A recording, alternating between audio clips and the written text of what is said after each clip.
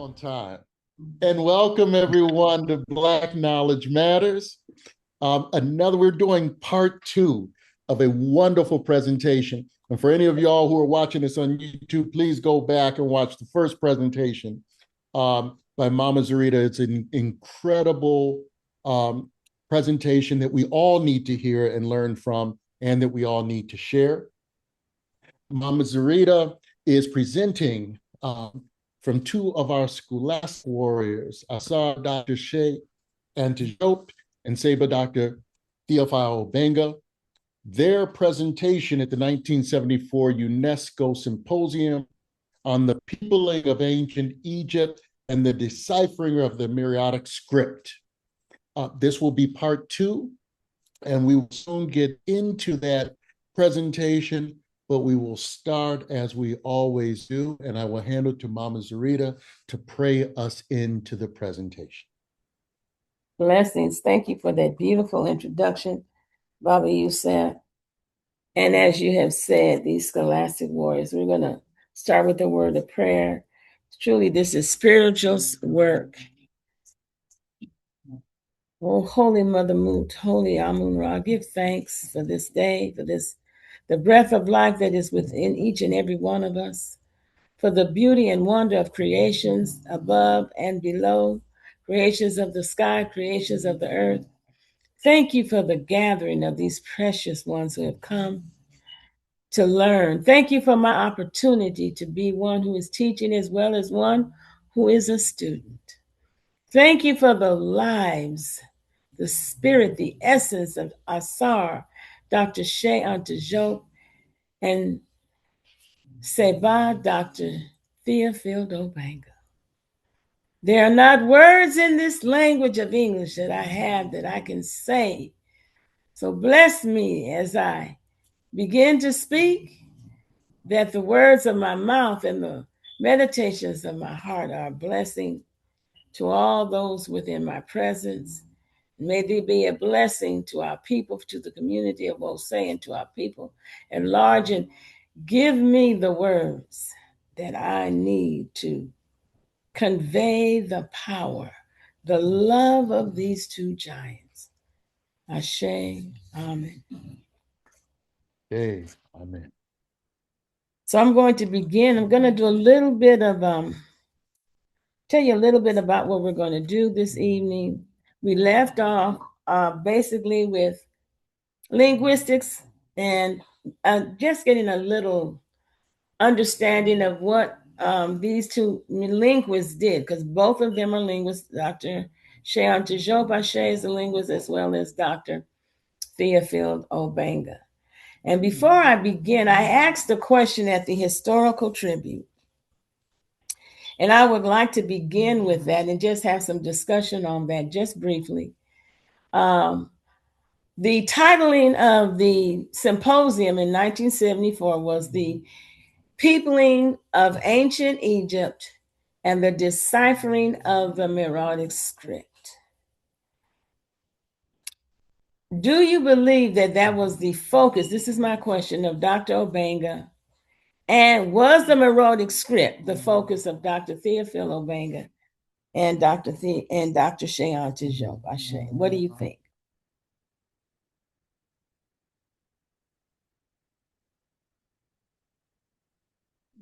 Anyone responding? Can you hear me? Yes, surely that was part of what they intended, but there was a larger sort of discrediting or seizure of credit that belonged to the people of Africa, both North and South, that had been denied them before. And even though that wasn't in the title, that was a large part of their impact. The Meroitic Script was a large part of their impact? No, correcting the reputation. And the things that had been stolen, credit had been given to others that should not have been. Credit had been stolen from the people of Africa, North and South. Okay. Anyone else want to share? Thank you, Minister Bill. Okay. Yes, now, so we're going to go. We're going to start. Thank you again, Minister Bill. And we're going to, later on, for the closing, we're going to have that discussion again. You're looking at the slide, the genetic linguistic relationship between Egyptian, in parentheses, ancient Egyptian and Coptic, and modern Negro African languages. This is Dr. Theophile Obenga.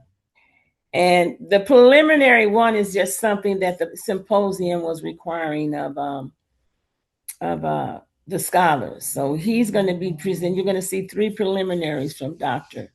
Obenga today. And it says the purpose of this. I'm sorry, Mama Zerita. Is everyone else seeing the slides? I'm not seeing the slides yet. I'm seeing it. No slides. So you're not seeing it? Anyone else other than Baba Yusef not seeing? Where I'm not seeing it either. Oh my goodness. That's different. So hit share. Is it share? Okay, I see what's going on. That's okay. I know it. Oh, Minister Bill is doing it. There was a step I left out.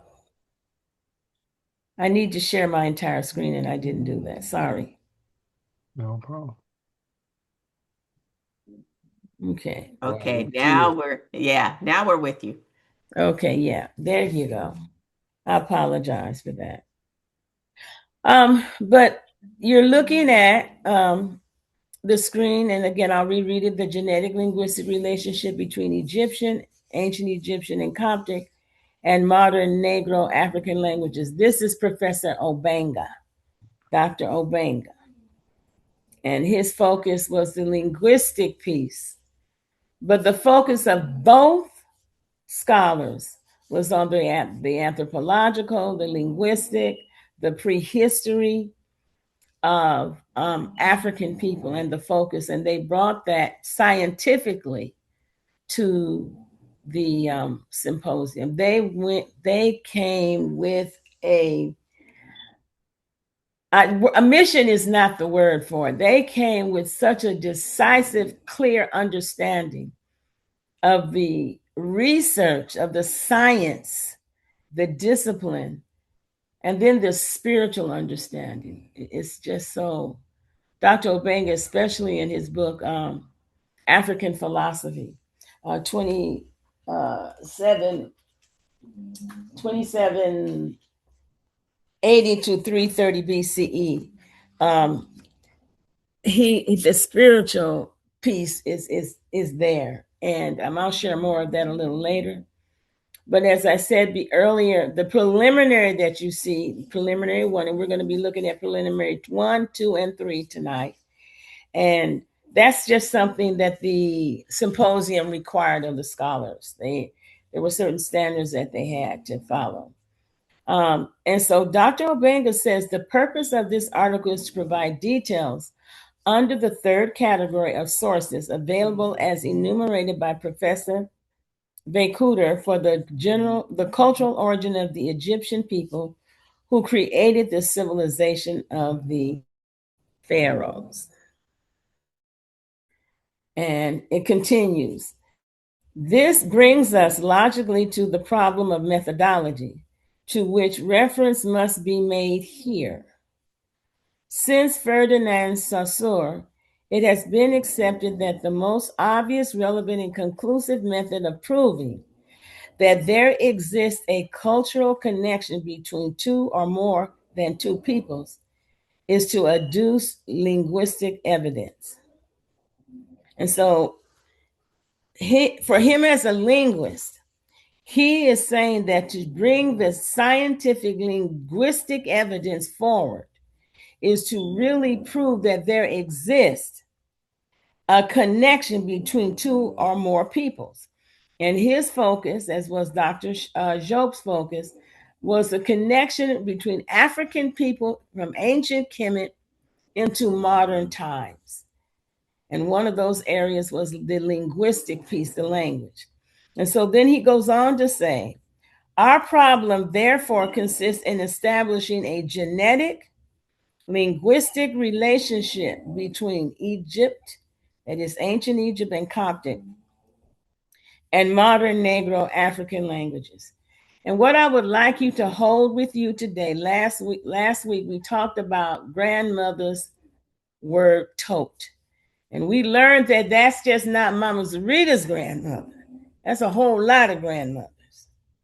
And so hold on to that thinking that grandmother brought that word tote all the way from Africa, passed down from the ancestors who were before her. And I shared with you, she lived until she was 98 years old. She might have even been older. And she was born from what we say in 1898. And so this is, when we're talking about her, says we're going back in time to the 1800s, 17, we're going all the way back to where that origin of that word tote comes from. And so when we talk about, when Dr. Obenga is talking about a genetic linguistic relationship, he's looking for the mother tongue, the ancestral tongue. Is that making sense? Right? Is it making any sense to anyone? Making what I just perfect sense. Okay, then we'll go on. And so he says it must be made quite clear at this stage that it is important not to confuse typological linguistic relationship, which are two entirely different matters. Typological linguistic relationships are based on structural similarities in words and grammatical categories, and does not show whether the languages being compared can be traced to a common pre-dialectic source. Pre-dialectic source just simply means ancestrally. What language is the ancestor of the languages being compared? Thus, if the grammatical categories only of Semitic and Egyptian, for example, are compared, the following results are obtained. And so just a little background. Egyptologists had claimed that the ancient language of Kemet was Semitic. And Dr. Obenga says it is not, and he's going to tell you why. The genetic linguist, the pronouns, and so what follows is that when you compare the languages of the Berber, the Semitic, and the ancient language of Kemet, you get the pronouns, the third person S, are totally lacking in Egypt. Systems of conjunction, where you have your verb tenses, and I am, she is, we are in English, was all languages do that. They conjugate verbs to show time and number. And so he was saying the prefixes, yak, and I'm pronouncing it the best I can, yak tubu, tak tubu, etc., not found in Egyptian. Feminine inflection T, the dual in Y, bilateral and trilateral roots. There, and the numbers that are not identical. Mama Zerita, I'm going to ask a question, Please. and I'm asking it just because of the conversation I had with someone today whose daughter is married to an Egyptian, a current day Egyptian. Arab. And they were just celebrating Christmas. And so, you just you said Coptic, we use Coptic. I see that that's often used Ethiopian and Egyptian. And when did they separate that, or is that more of a power struggle later on? I don't recall, and I excuse my ignorance on the timeline. I don't have my walking encyclopedia here, so I'm going to go back and have to ask the questions that, it's like, oh, yeah, because, we say Egyptian, Ethiopian, we say Coptic. Where's the distinguish in regard to linguistic? So the Coptic, that in that same region of Egypt is a people and a group of people who speak the language Coptic, and you'll see a little bit more of it when we go further down. But it's part of the continuing confusion. For example, when I spoke just a minute ago about they're classifying the language of ancient Kemet as Semitic. And so when you do that, you're taking, basically it's that northern Levant. Levant is a geographical region that includes Syria, Lebanon, Israel, basically the northern part of the continent in the Mediterranean, the Delta. And they're classifying them in a way that is not, there's no tie with the Negro, there's no tie of those languages with the other with African languages. With the culture. So it's not connected to the culture.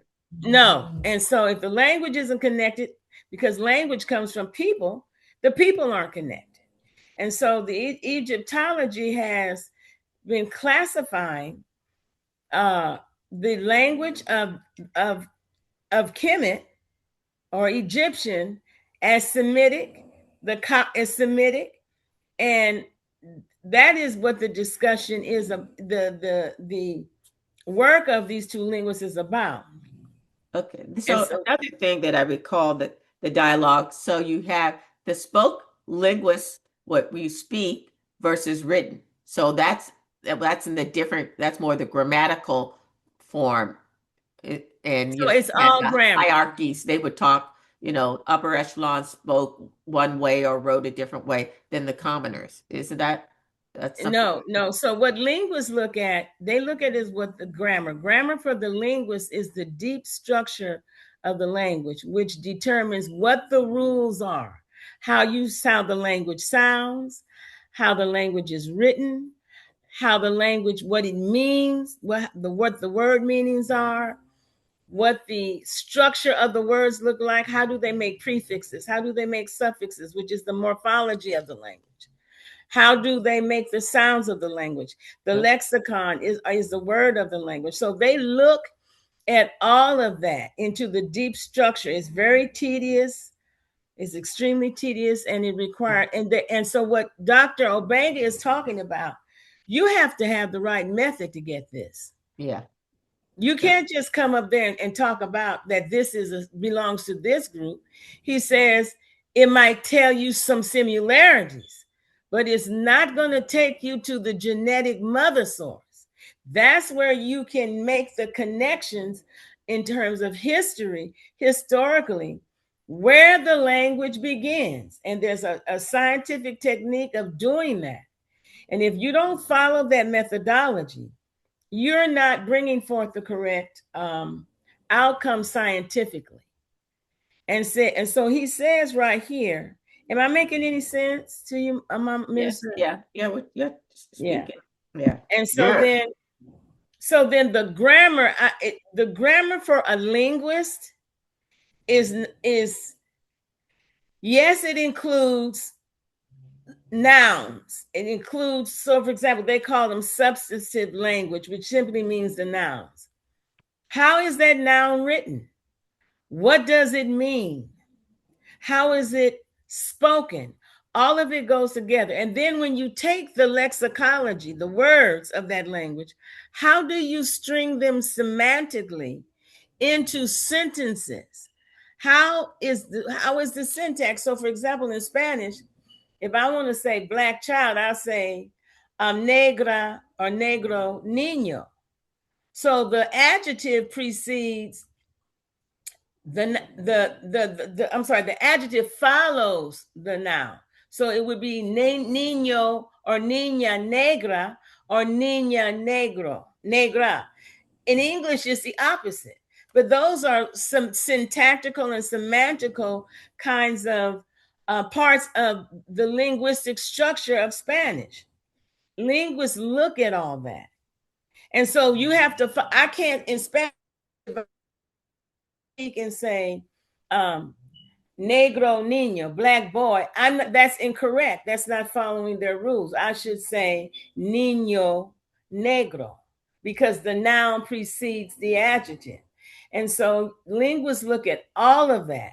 When they talk about the sound of a letter, they talk scientifically and anatomically how the sound is made. If it's a B sound, B, it's a bilabial sound because you're using two lips. and they have all kinds of descriptions of how sounds are made linguistically. And so when he talks about this, like he says here, on strictly linguistic grounds, there is no warrant for the assertion that a comparison of these languages, he's talking about Egyptian, Berber, Coptic, indicates a common language of origin. For the fundamental reason that the typological comparative method does not reconstitute this common language of origin. At the most, typological comparison shows to which linguistic type the language is being compared belongs. So the linguistic type is not the same as the genetic linguistic relationship. And he's saying that the genetic linguistic relationship is established on the basis of sound laws. That is to say, enduring correspondences and regular similarities between complete forms, morphemes, that's the structure of the word, how the word is written. So we would not write catting. We would write cats, or there is no such word as catting in English. And so if you did write that, you're not following the laws in terms of the structure of the word, the body of the word, the morpheme.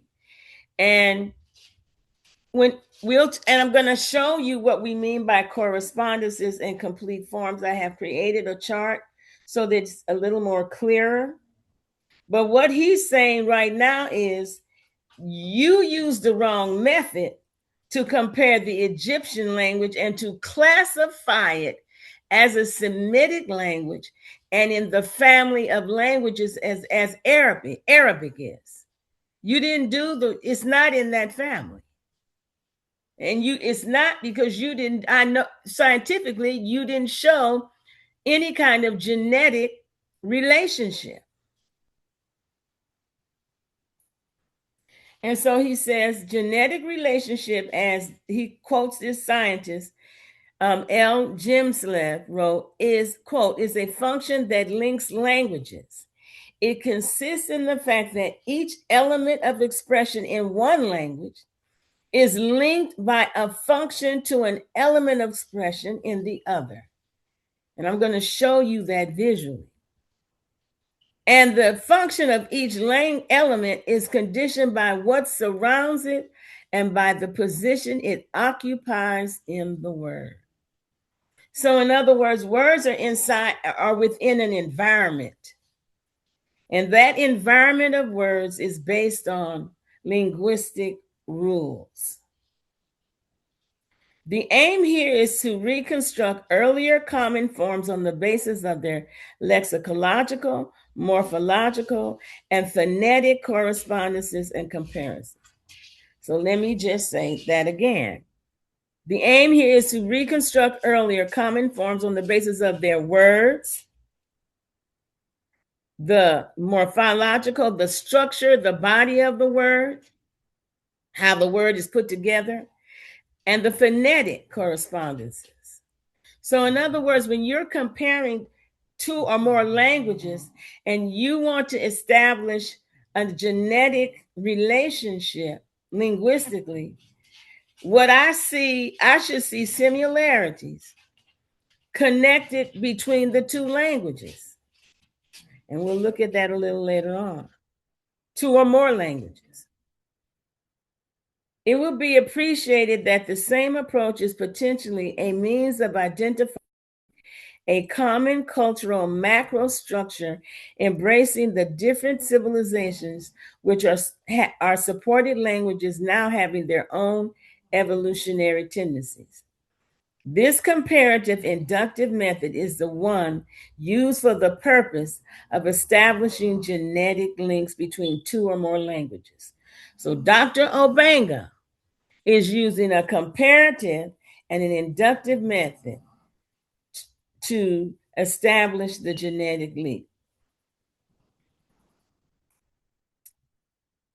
So Are we entitled to compare ancient Egyptian and modern Negro African language? And basically he's saying, bet you by golly, wow, yes it is.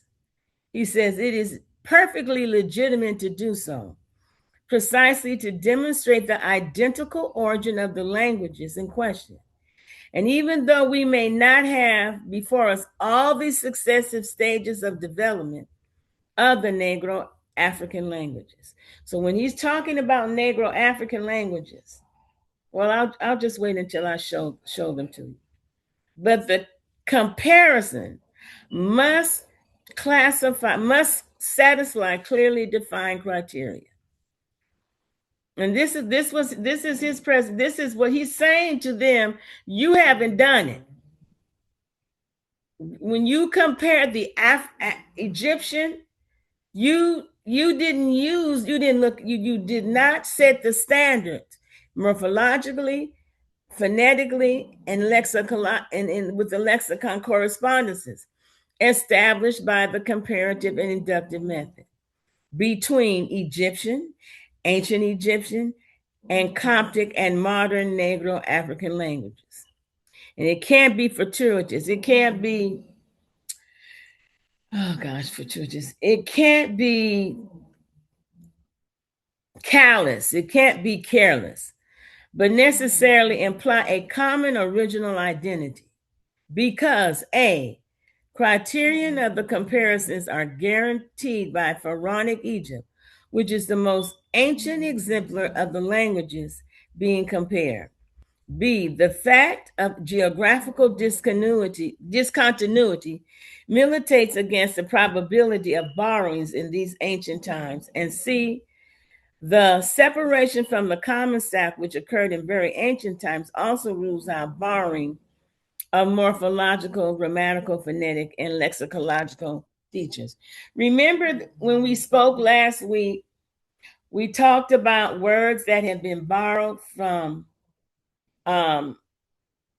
English, high five, my bad. You remember seeing that chart and having that discussion?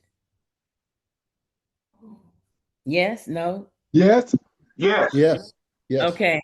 So borrowing the presence of, because you have some words in English being borrowed because of contact. Contact does not bring about genetic. You can't just use contact to say that there's a genetic linguistic relationship. And that's why he says right here, the distance, the geographical distance you're talking from North Africa all the way down to the southern point of West Africa. Distance and the timelines would not facilitate borrowing. Okay, here we go. We're going on. So here we come. The feminine grammatical gender in Egyptian is formed by the suffix T, probably vocalized as at. I'm probably not, I don't know how to say that, but that's what he wrote. A large number of Negro African languages do not now possess these grammatical feminine gender categories. However, this is the end result of a process of simplification which began as early as the Middle Kingdom itself. So just to pause for a minute, how many of you know when the goose in Medu Neter, and that the transliteration of that is Sa, and Sa means son, like the male child. To make that feminine, a T is added, and we say Sat. So you might say Sarah for a man, for a woman you would say, or a son, for a daughter you would say Satra. Yes. So adding the T to Sa makes it feminine. So that is a grammatical feature in in ancient Egypt. But he says there was a change in the Middle Kingdom. Okay, let's see what else happens. Now, he's saying the morphological grammatical correspondences, gender. So here you have Negro African languages. So I see 3. Galla, because I don't want to mess up the word. Sidamo, that's another language. Ronga, that's another language. Zulu, that's another, and Hausa. And he's showing you right here. Let me see, do the L. Right in here. Here's the word Lafa. You add the T, and you get it translates to earth. But to give it the feminine form, this is the structure. The correspondence is between these 2 languages, the T being added. So here you have sa, you have this T, TA, or tsa, and it's put at the beginning of the word. And this is, and it says depending on the dialects here. These are dialects. Here in Southern Africa, the particle, this here, ATI, to certain words to confer on them an idea of femininity.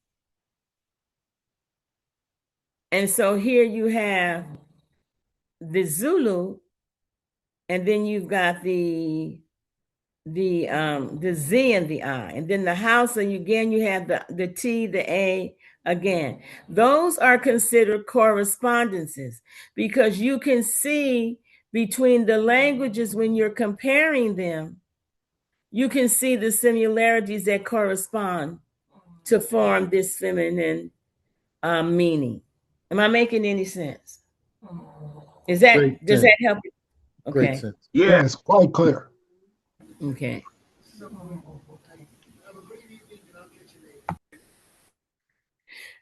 Forming the plural. So right here, it says Egyptian forms the plural of substantives, that means nouns, by the means of the suffix, the part that goes at the end of the word, W or ON or U. This method of the plural substantives in Egyptian does coincide with that found in Bantu. Nevertheless, certain separate modern Negro African languages have features which seem to indicate a common linguistic heritage.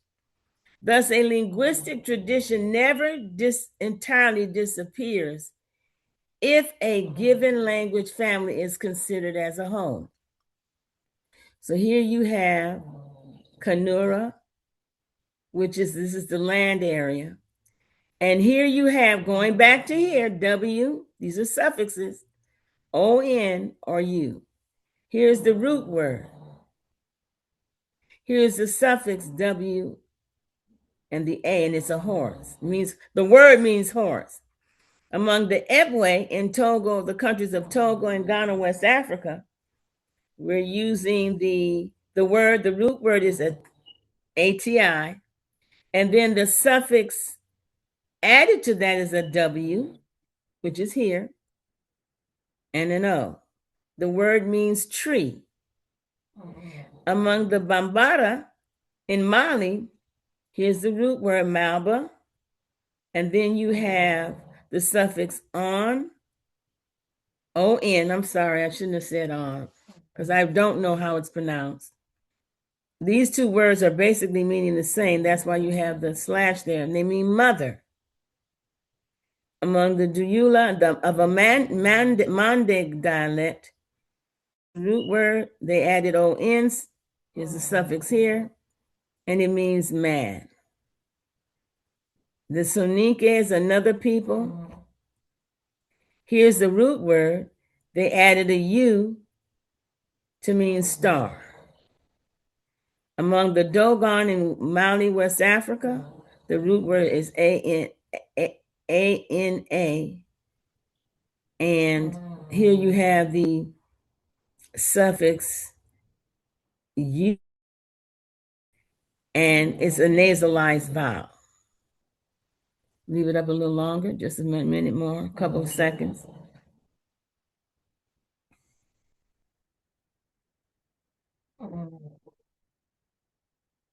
Moving on. So in Negro Africa, there is a comparable paradigm of grammatical structures.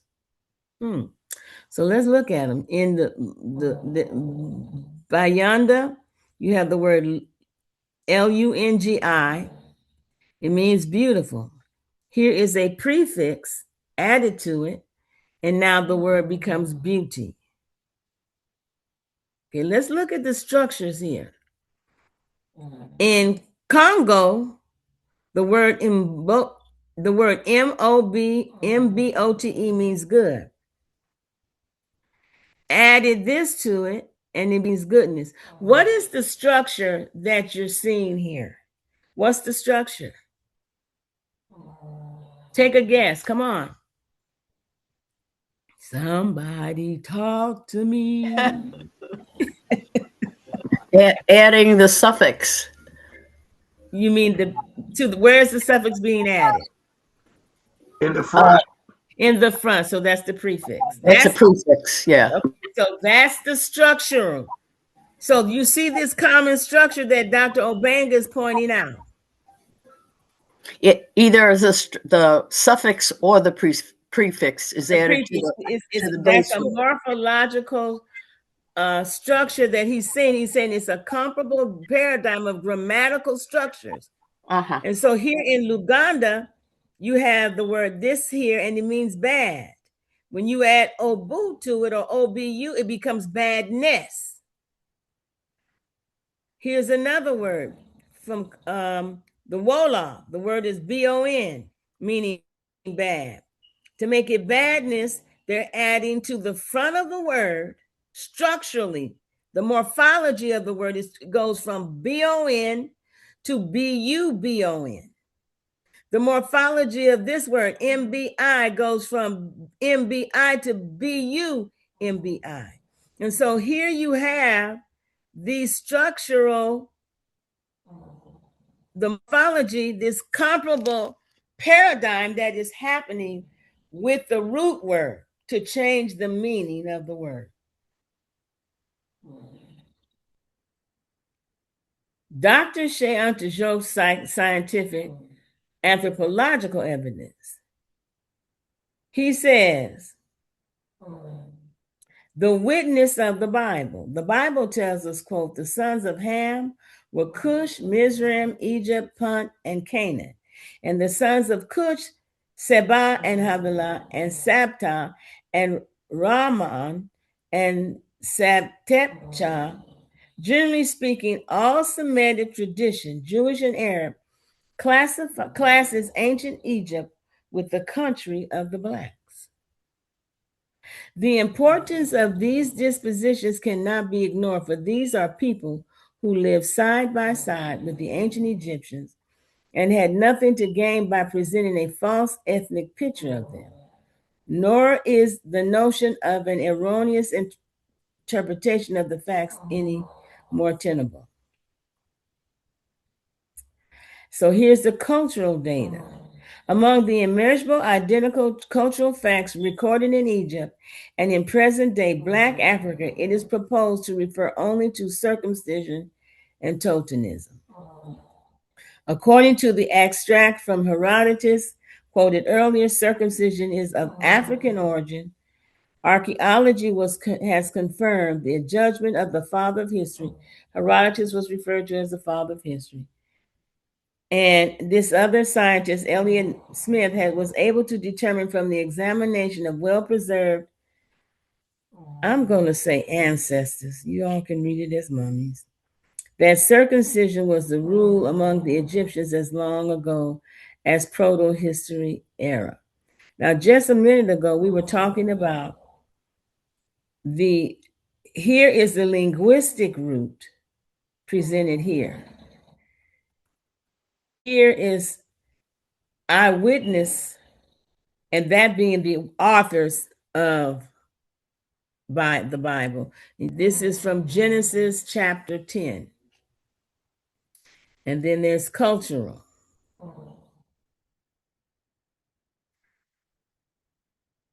Dr. Cheikh Anta Diop's scientific evidence of the genetic linguistic relationship between Negro African Wolof language and the ancient Egyptian language. And in other words, they have a linguistic affinity. These are his words. Wolof, a Senegalese language spoken in the extreme. Let me see what time it is. I'm terrible on time. We're almost at 6 o'clock. Have mercy. A Senegalese language spoken in the extreme west of Africa on the Atlantic Ocean is perhaps as close to ancient Egyptian as Coptic. An exhaustive study of this question has recently been carried out. In this chapter, enough is presented to show that the kinship between ancient Egyptian and the languages of Africa is not hypothetical, but is demonstrable fact which is impossible for modern scholarship to thrust aside. In other words, you can see it. It's there. It's observable. It's not hypothetical. It's a fact that ancient Egyptian and Wolof have a kinship linguistically. Well, let's find out. And this picture of a set is here. I meant to explain the images. A set, according to our ancestors, remembered, as in putting back together a sar.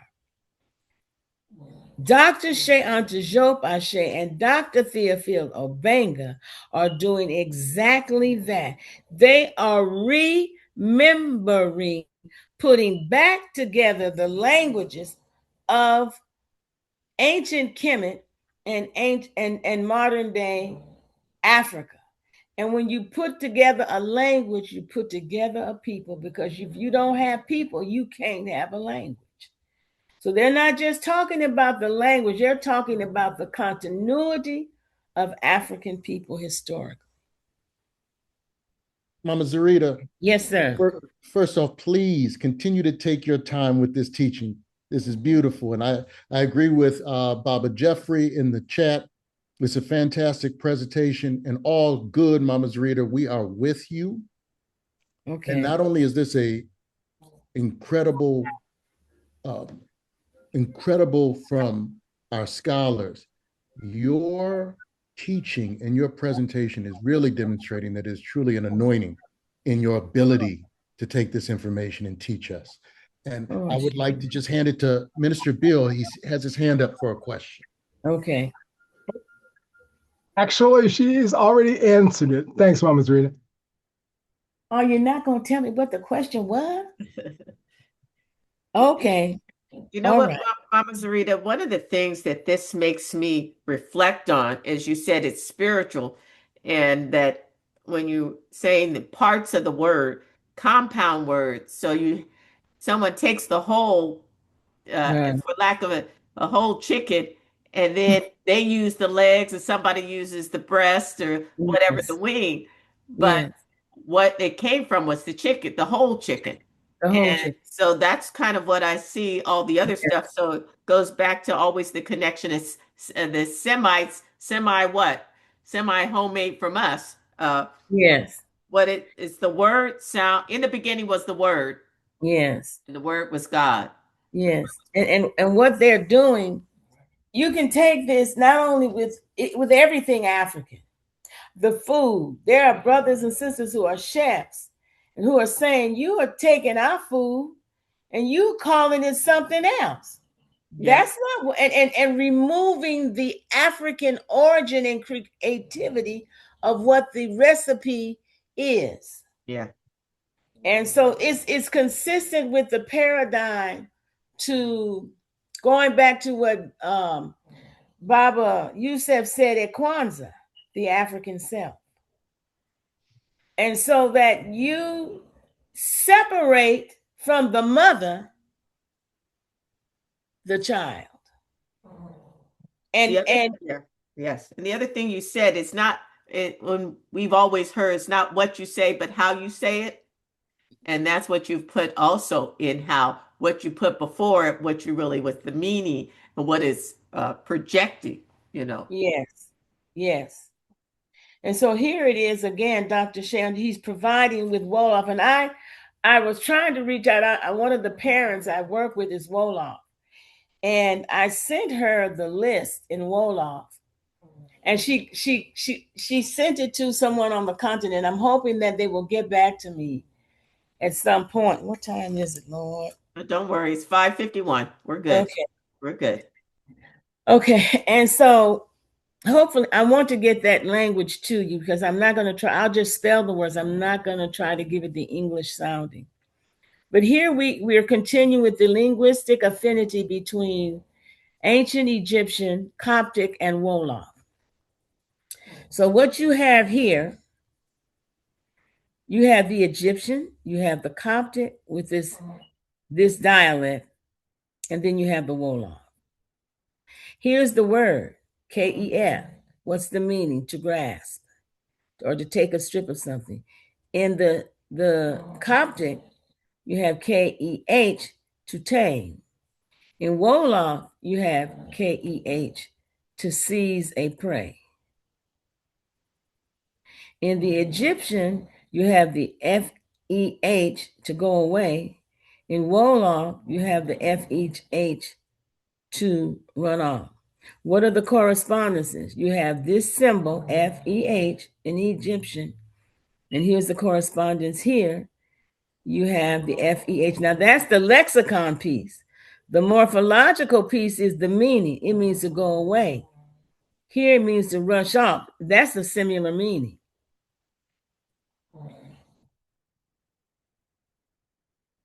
Okay, here we go here. This list of correspondences. So here we have in Egyptian.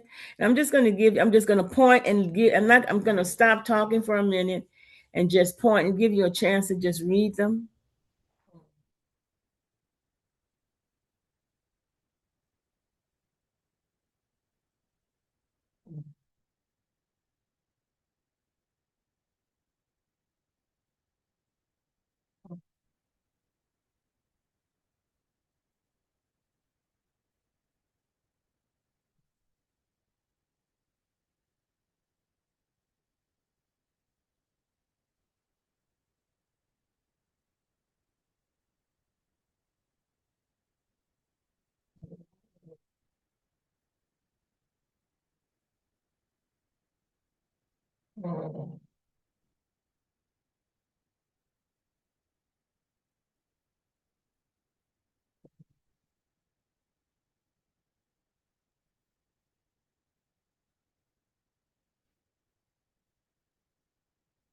Again, as a reminder, we're talking in this region. This is in North Africa, Northeast Africa.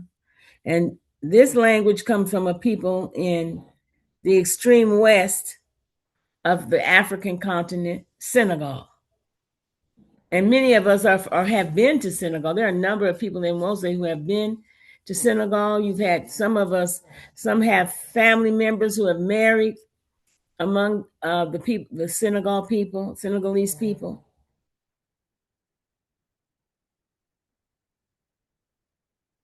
Linguistic affinity continued. And here we have, this is the list I'm trying, as soon as I get some information, I will share it. I'm waiting to hear.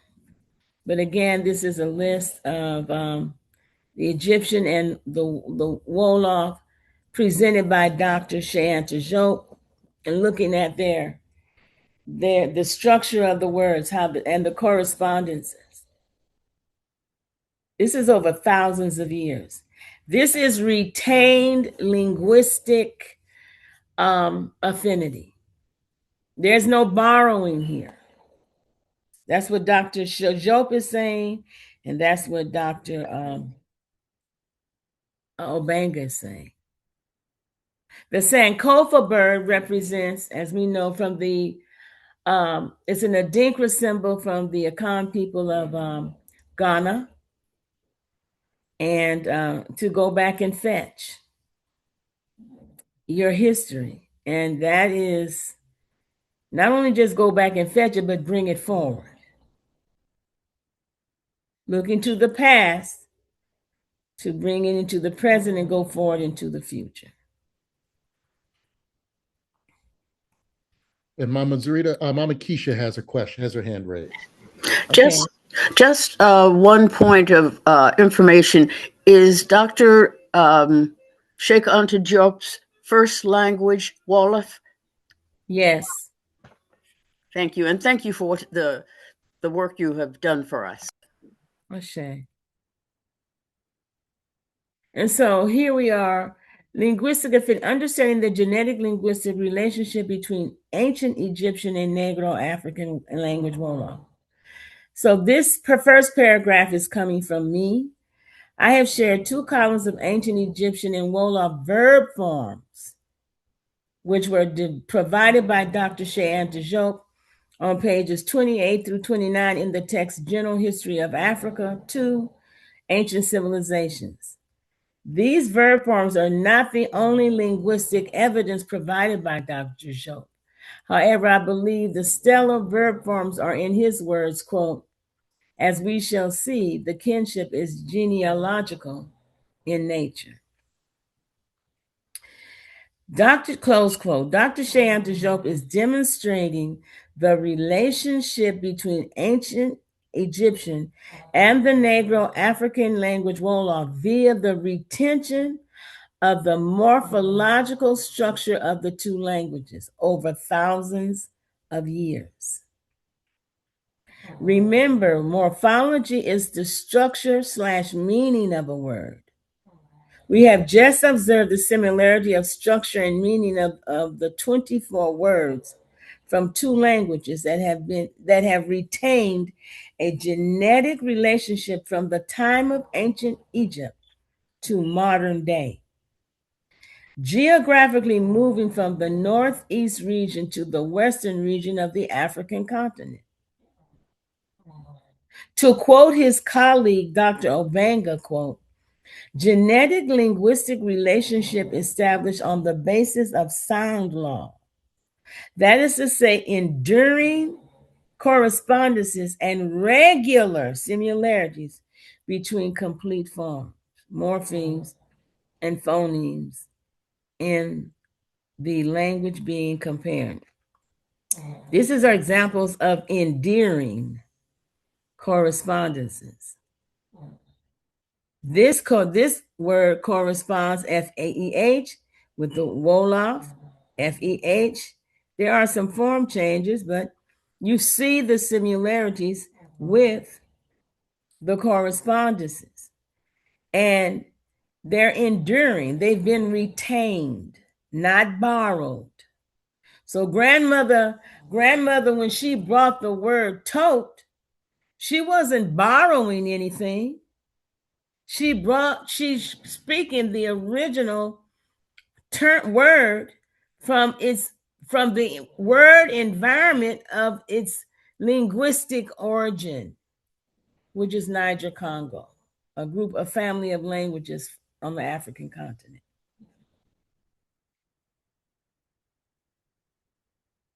The symposium was held in 2 stages. The first took place from the 28th to the 34th of January, 1974, and concerned the peopling of ancient Egypt. The second dealt with the deciphering of the Meroitic script and took place the 1st to the 3rd of February, 1974. The rapporteur for the 1974 UNESCO Symposium held in Cairo was Professor Jean Deves of France. Regarding the presentations of Dr. Cheikh Anta Diop and Dr. Theophile Obenga, the rapporteur's official summary report stated, quote, although the preparatory working paper sent out by UNESCO gave particulars of what was desired for all participants, not all participants had prepared. Oh, I'm sorry, that's me doing that. Not all participants had prepared communications comparable with the painstaking research contributions of Professor Cheikh Anta Diop and Obenga. There was consequently a real lack of balance in the discussions.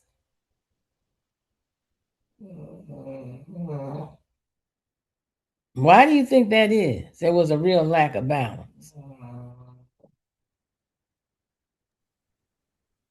They weren't paying attention in the past, and they didn't understand how prepared Professor Diop and Professor Obenga would be. And then they were surprised and left dumbfounded. Thank you, Minister Bill. Anyone else? I was just thinking also the racist assumptions they were working from made it such that they didn't feel there was any of this to even question. And so they didn't even think about that they would need to prepare to address some of these things. Thank you, Brother Yusef. Anyone else? I was just thinking that perhaps it was because they were thinking in a whole nother different realm. They weren't even thinking along the lines of where Cheikh Anta Diop and Obenga were thinking of. And so they were able, Cheikh Anta Diop and Theophile Obenga were able to go deeper into the language, and they were thinking on a more superficial level, perhaps. Okay, thank you, Minister Alicia. The study with you're looking at it with bias and what eyes, and as the passages in the very beginning of say it says looking through the eyes of Ethiopia or the lens, and Right. if you're looking through a Eurocentric racist view, limited and not open to the creator and what is really in front of you, then you're out of balance. And that's yes. Thank you, Minister Doris. Anyone else? So the responses have been spot on. Science doesn't have that. It's kind of when you really when you give a hypothesis and you think, oh, this might happen, and you keep testing it until you find out, does it happen or does it not happen? But we're talking about a group of people who thought the earth was flat. Yes. So basically what this shows is profound ignorance on a level that is pernicious. They did not. That's why Dr. Obenga said the method that you using, topological, you're not going back to find the linguistic origin. I believe they were ignorant. Well, I know they were ignorant because what you learn about science, excuse me, something just came up. Oh, that must be quick assist. Okay, that's Bill. Okay. So science will not allow you to do that. I mean, I've taught science as a teacher, and just working with little children to teach it, we had to do 2-hour blocks every time. And a 2-hour block in the course of an elementary school day is huge. But we didn't have any choice to come to, and he made it clear. The rapporteur says, in other words, UNESCO told them what the standards were. They provided each scholar with the standards that they were supposed to follow. They did not. But when you read the responses, we disagree, and but you didn't have, and I when I was doing this work, one of the things I would pose a question just to hear a response. And one of the questions that I posed on Google was, even though they disagreed, did they base it on scientific research? And the response was that they did not have the scientific backup for their responses.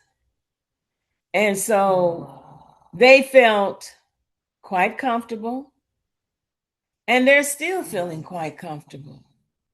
But it doesn't matter what they feel as far as I'm concerned. My thrust for doing this is because I believe they talk to the world, yes.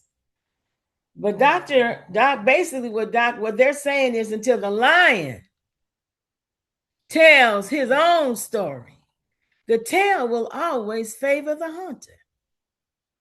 Bottom line, it's on the African to tell our story.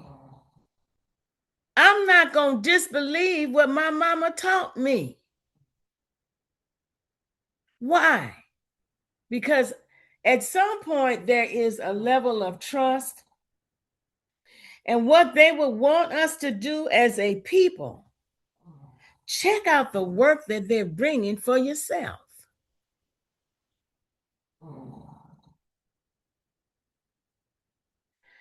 The report of the rapporteur Jean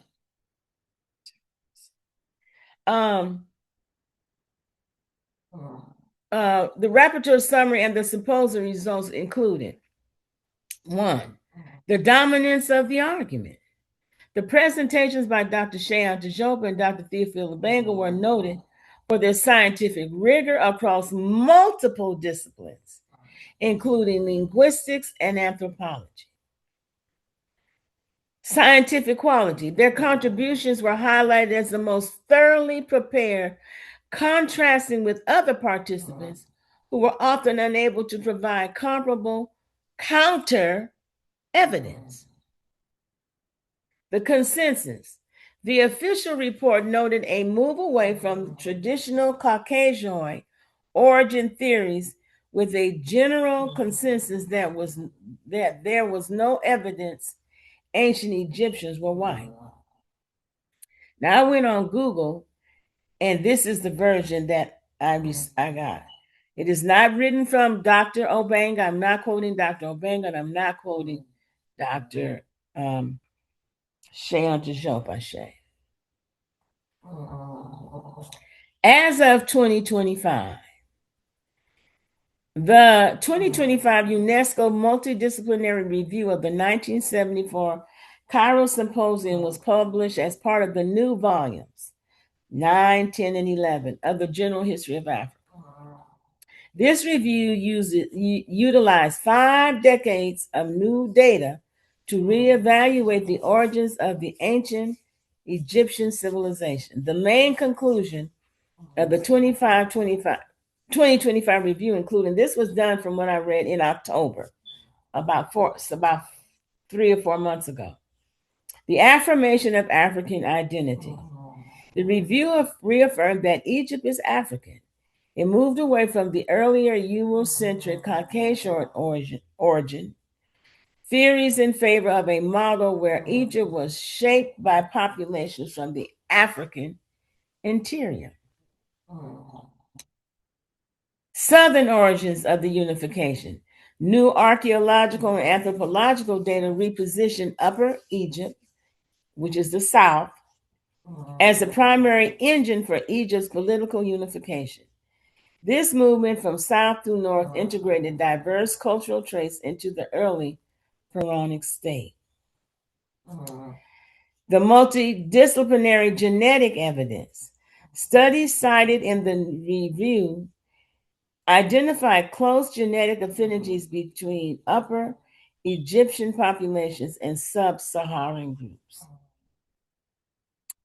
Again, I Googled this.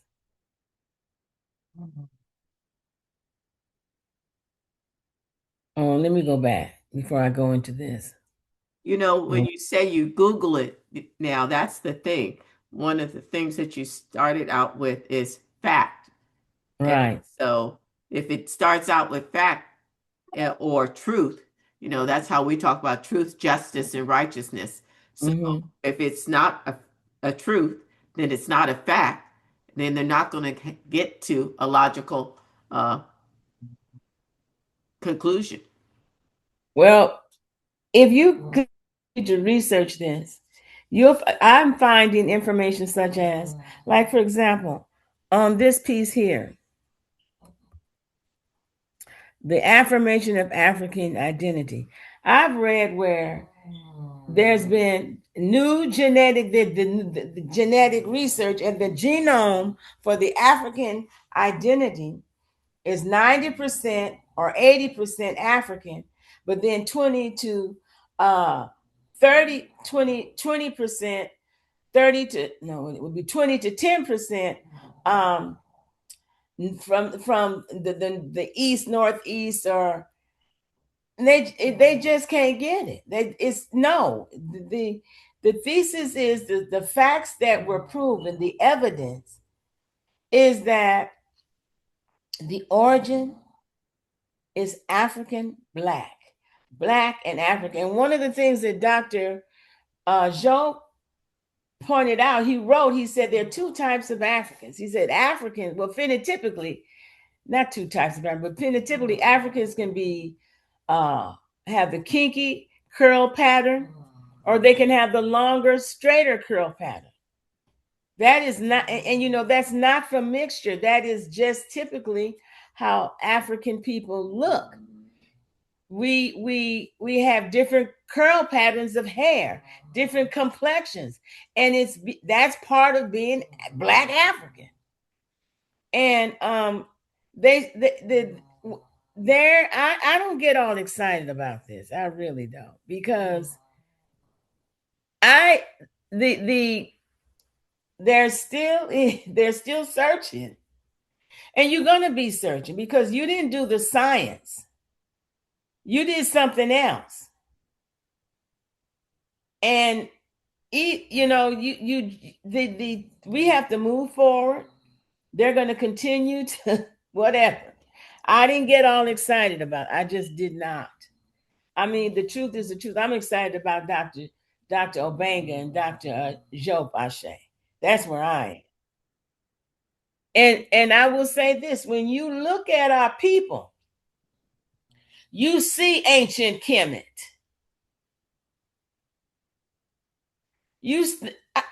I've been to Kemet. I didn't see any Arabs wearing locks or braids. Who does? That is anthropology coming from ancient past to today that we have retained.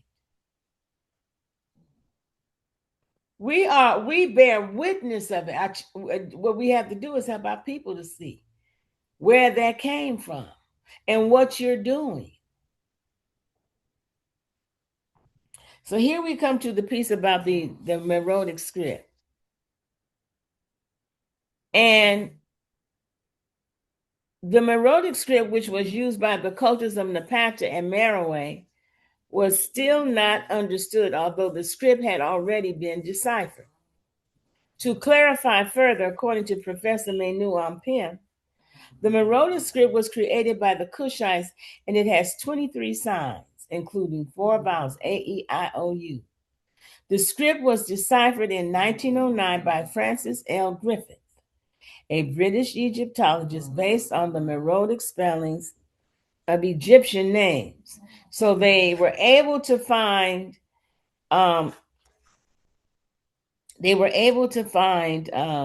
Egyptian names and compare them, and then use that to decipher it. While the symbols can be deciphered, this is said by Professor Menu Ampim speaking, the Meroitic script itself has not been translated. It hasn't, even to today. So for me, the question became, when I started with this,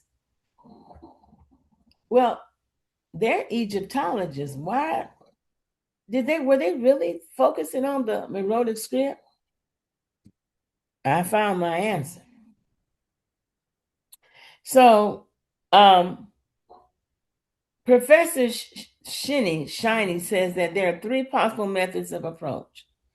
the discovery of a bilingual text, the internal analysis, I left out a word, the structure of the language, and comparison with other African languages.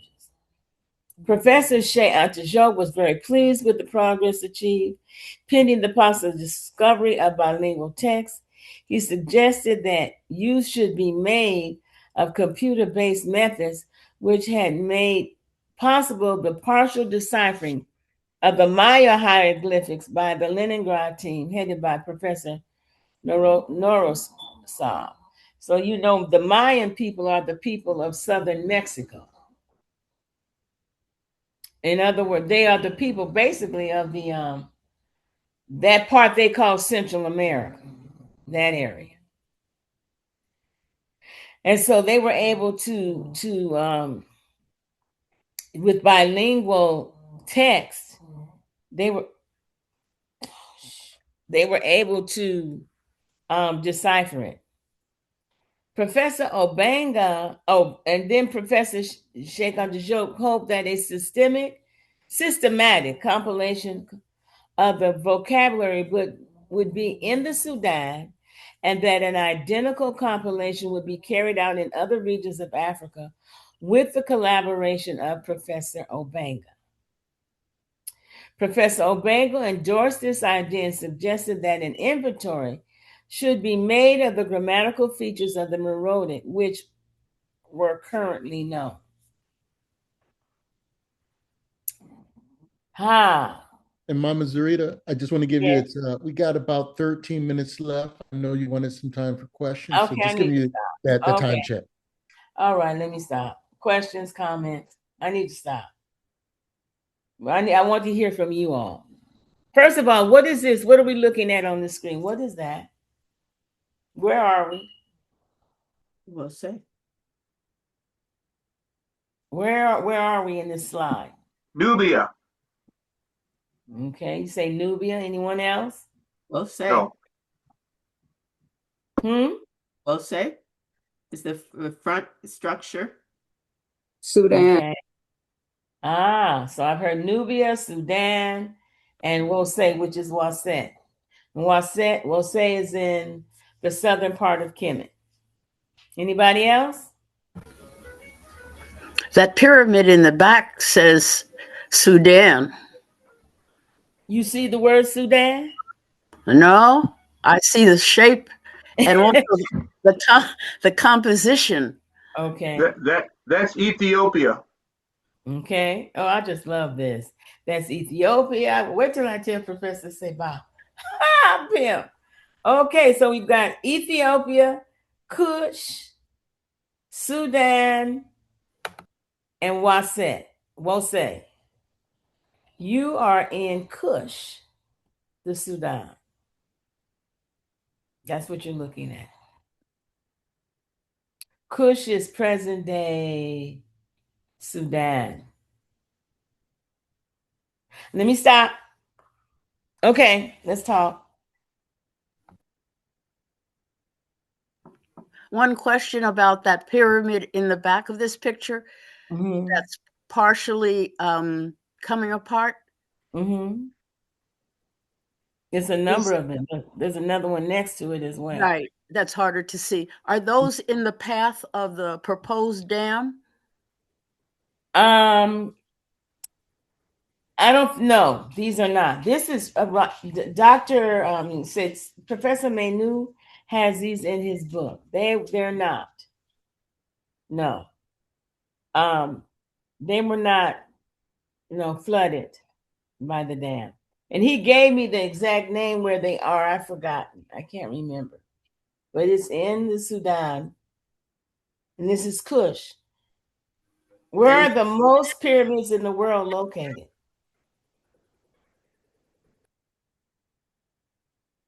Where are the most pyramids in the world located? Kush, Sudan. The Sudan and Kush. Yeah. Definitely. So I had more. Let me see. Yeah, I only had 2 more slides to go. Well, I had some more to go, but So, any questions, any comments? Follow the science. Ah, yeah, and the science is the science, as Imhotep would say, is science and spirituality. They're one. Mm-hmm. Mama Not- Zerita, yes. I missed last week, so I don't know if this was covered or if it's actually known. In today's presentation, you mentioned the similarities between Wolof and Ancient, Meta. yes. Is it known which came first? Which is the origin? Which is the, which came first? The Meta Nature or the Wolof. oh, definitely the Meta Nature. Yeah, the Okay. Meta Nature is but the Meta Nature is considered the mother tongue. Okay. The mother tongue. I'm just thinking about, some information that talks about folks from Western Africa, going into Kemet or that area of Africa. So I just wanted to know. Thank you. It basically what Dr. Obenga, Dr. Cheikh Anta Diop was saying is that connection is there. That between the Wolof and the ancient Egyptian. And since that in terms of classical civilizations, ancient Egyptian, the Kemetic, I don't like to use it, but I'm using their word, is the mother tongue, the origin. And you can see the connection between the people, that is not separate. And so if the languages are connected, the people are connected. Right. Okay.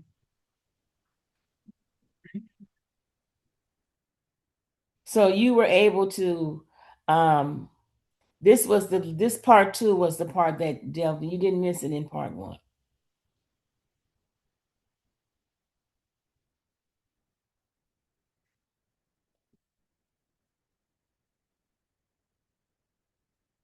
So our next piece, my moving forward, my focus is the children and how to I won't just say children, I say families. How we help our families to see the connection. Because we're connecting people. And please keep with us. Let's always keep with us the story of our grandmothers and the word tote. And they bought more than just the word tote. And so that is an example of the retention of a mother tongue, language from a mother tongue. Even though we're here speaking English, tote is not part of the English family. The English is from it's considered to be a Germanic language, and it's with the I don't want to miss this. It's with a European linguistic family. It's not with an African linguistic family. And this lesson is also powerful on you cannot kill what God has created.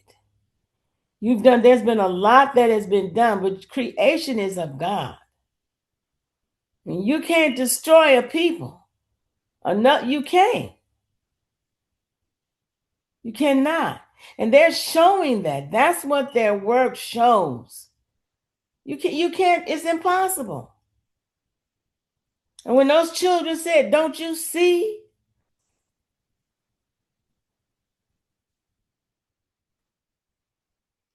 Don't you see the ancestors behind me?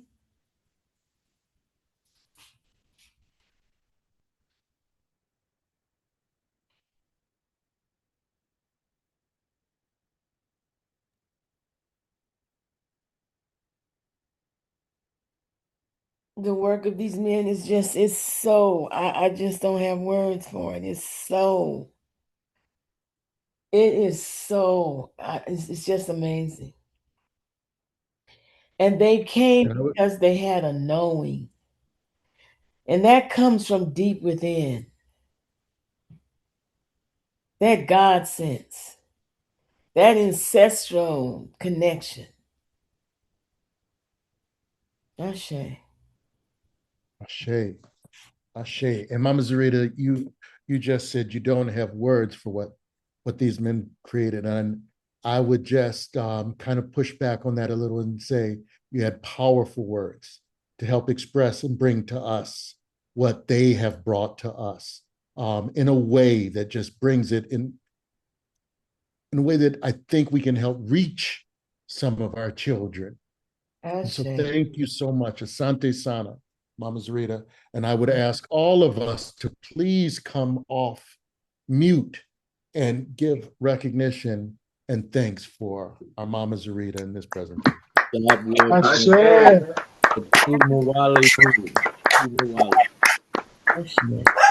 Outstanding, outstanding. Ashe, good thing. Outstanding. Thank you. Ashe. Mama Zerita, I know you had talked about the kids. So next week, are you going to give us a kind of a further roundup? I know we've enjoyed this two-parter, but I had reached out to her and said, if you ready to continue it a little bit more, we don't want to stifle anything. Yeah, I wanted to I had planned, I had some stories I wanted to share. Okay, so but I wasn't able to include that today. so next week you can, bring it on around. So I think that we are feeling it and we want to not cut it short. And as I said to you, for us, our history is not just in February or 1 month. It's a way of life that's all year long, So yeah. So we'll continue it next week with that next part, and even pulling in some of the stuff from the sister when we had Black Knowledge Matters that talked about some language.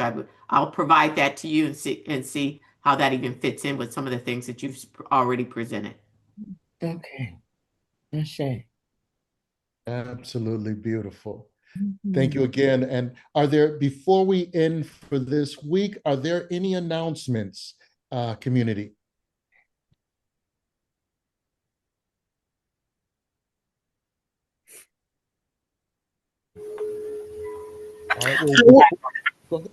I would like to point out something. There is a new museum in Redwood City. It's called the Domini Hoskins Cultural Center. It is beautiful. It is the result of someone, Carolyn Hoskins, having her own personal collection finally into a museum. I would suggest if anybody is looking for something to do during the week or on Saturday or Sunday, check it out. We need to support her so that she can stay in the space. And I'll get a flyer and have somebody put it in the chat. But it's the Domini Hoskins Museum. It's wonderful. It's in Redwood City. Thank you very much, Mama Keisha. Any other announcements before we close?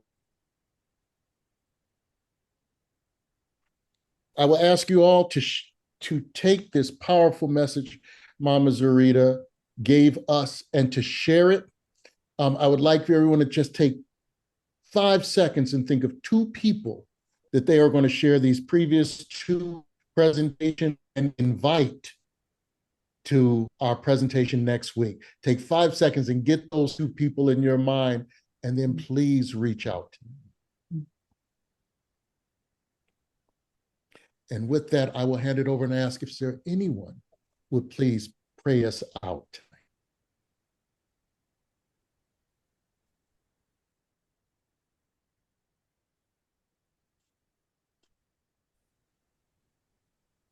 Most High, we thank you ever so much for this time, for this day. We thank you ever so much for Mama Zerita, who has come today to shower upon us those blessings that our wonderful scholars, Theophile Obenga and also Cheikh Anta Diop, have given to us. They have forged such wonderful and powerful information. And we thank you, Most High. We thank you for the information. And we ask that we assimilate these things and we understand what we need to do with this new knowledge, with more knowledge, with this deeper knowledge. And help us if it has put a spark within us to be able to go and research and know and do more. And help us as we teach our children, as we teach our neighbors, our families, our friends, so that they may come into this knowledge as well and be able to link up and link us up and be able to remember and resurrect the Asar that is within. We thank you ever so much for everyone who has come today. We ask your blessings upon everyone under the sound of my voice. We thank you so much. Amen and Ashe. Ashe. Ashe. Ashe. Ashe. Peace and blessings, family. We will see you all next week.